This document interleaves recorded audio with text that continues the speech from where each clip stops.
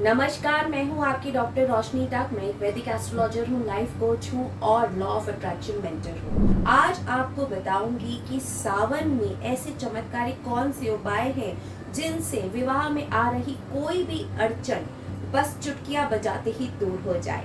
लेकिन क्या आपने सोचा है ऐसा क्यों कहा जाता है कि सावन मास में ये उपाय करने से 10 गुना ज्यादा फल मिलता है? यूं तो हम उपाय साल भर कभी भी कर सकते हैं, तो चलिए मैं आपको बताती हूँ। देखिए, जो विवाह होता है वो जल तत्व को रिप्रेजेंट करता है और जो ये चतुर्मास में चल रहा सावन का महीना होता है ये भी जल प्रधान महीना होता है। श्री हरि विष्णु भगवान सभी देवों के साथ में जल में एक निद्रा लेने चले जाते हैं और देवादिदेव महादेव की ही हर तरफ पूजा अर्चना होती है। और जैसा हम सभी जानते हैं कि महादेव ने तो अपने शीश पर माँ गंगा को स्थान दिया हुआ है, तो सारी ही चीजें जल के इर्द गिर्द घूमती है। इसीलिए सावन माह में किए गए सभी उपाय आपको 10 गुना ज्यादा फल देते हैं। किसी भी इंसान की कुंडली में मुख्य तौर पे जिम्मेदार होते हैं, जैसे कि बृहस्पति, शुक्र, मंगल, चंद्रमा। इन सभी की युतियां, जगह, घर, प्लेसिंग, डिग्री, कंजक्शन सभी कुछ देखा जाता है। यदि इसमें कहीं भी ऊपर नीचे कुछ होता है तो उस वजह से ही विवाह में विलंब होता है या विवाह में परेशानियां उत्पन्न होती है या फिर विवाह विच्छेद भी हो जाता है। तो आज हम जानेंगे ऐसे कुछ चमत्कारिक उपाय जो सुनने में बहुत ही साधारण हैं, लेकिन जब करके देखते हैं तो उनका चमत्कारिक तौर पे हमें रिजल्ट मिलता है। सबसे पहला उपाय, कच्चे दूध में थोड़ी सी केसर मिला के केसर युक्त दूध से महादेव का अभिषेक करने से शीघ्र विवाह होता है।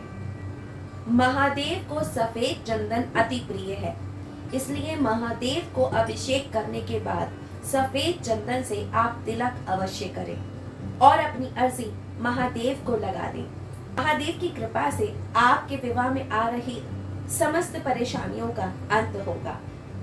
यूं तो महादेव को ज्यादा इत्र नहीं चढ़ाया जाता क्योंकि महादेव वैरागी है, उनका साज सज्जा से ज्यादा कोई मेल जोल नहीं।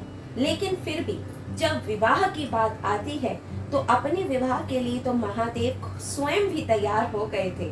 तो जब विवाह की मनोकामना लेकर आप महादेव के पास पहुंचते हैं तो इत्र युक्त जल से आप महादेव का अभिषेक कर अपनी अर्जी महादेव को जरूर लगा सकते हैं। चौथा उपाय, इस उपाय को करने के लिए आपको शिवालय का रुख करना पड़ेगा। भोलेनाथ शंकर और माता पार्वती को एक साथ एक ही माला से आपको गठबंधन करना है। अगर माला ना हो तो मोली के धागे से भी आप माँ और बाबा का गठबंधन कर सकते हैं। माँ को सिंदूर अर्पण करके उनके चरणों में से सिंदूर लेकर अपने माथे पर टीका अवश्य लगाएं। आज का पांचवा उपाय, इस उपाय के लिए आपको 108 बेल पत्रों की आवश्यकता होगी। राम नाम भगवान भोलेनाथ शंकर को अति प्रिय है। भगवान भोलेनाथ अपने ध्यान में भी राम नाम का ही ध्यान करते हैं।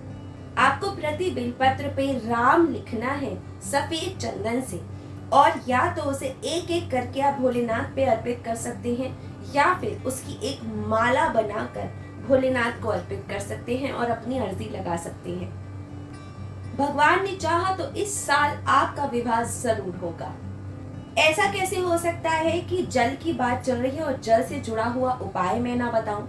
बहुत साधारण सा सुनाई देने वाला उपाय, लेकिन जादुई तरीके से काम करने वाला उपाय। रोज सवेरे जब आप सोकर उठते हैं आपको एक गिलास पानी लेना है। उस पानी को अपने दोनों हाथ की हथेलियों से कवर करके उसे प्रेजेंट टेंस में आपकी मनोकामना बोल के अफर्म करना है, जैसे कि मेरी शादी हो चुकी है, मेरे हस्बैंड बहुत अच्छे हैं, या मेरी शादी की बात पक्की हो गई है, या मेरे लिए बहुत रिश्ते आते हैं। बात आपके दिल को लुभाए ऐसा कोई अफर्मेशन आपको यूज करना है और इस पानी को सिप सिप करके पी लेना है। ऐसा आपको पूरे चतुर्मास जरूर करना है।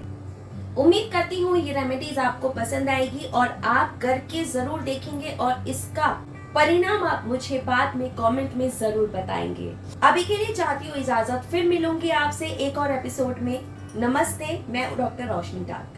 अगर आपको हमारा ये वीडियो पसंद आया हो तो वीडियो को लाइक करें और चैनल को सब्सक्राइब करें और हाँ, बेल आइकन को दबाना ना भूलें ताकि आप तक वीडियो का नोटिफिकेशन पहुंचता रहे। धर्म, कर्म और पंचांग से जुड़ी हर खबर जानने के लिए देखते रहिए इंडिया न्यूज एस्ट्रो।